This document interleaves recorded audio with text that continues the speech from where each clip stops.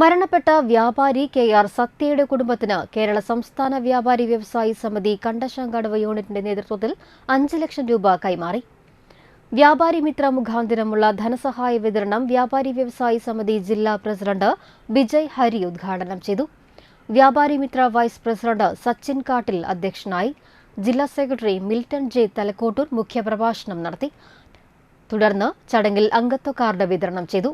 സംസ്ഥാന കമ്മിറ്റി അംഗം Thomas Francis, സമിതി ജില്ലാ secretary KL. Jose, unit secretary V Shanmukhan, president CA. Varghese, treasurer MV. Sudhakaran, ജില്ലാ കമ്മിറ്റി അംഗം VT. Johnson, area president Latheesh Narayanan, Joy Plassery തുടങ്ങിയവർ സംസാരിച്ചു.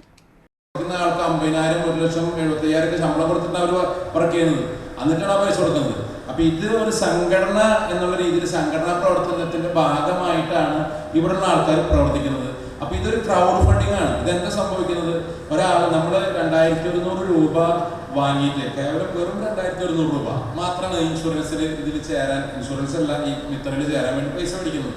ഈ 2100 രൂപ മേടിച്ചിട്ട് ഇതിൽ ചേർന്ന് കഴിഞ്ഞാൽ ആ ഓരോ ആളും മരണപ്പെടുമ്പോൾ അത് അവർ ഒരു 100 രൂപ കൊടുക്കുന്നതാണ് ഇതിൻ്റെ പദ്ധതി. നിങ്ങൾക്ക് എല്ലാവർക്കും അറിയായിരിക്കും, വന്നാലും ഞാൻ ഒന്നുകൊണ്ട് വിശദീകരിക്കുന്നതാണ്.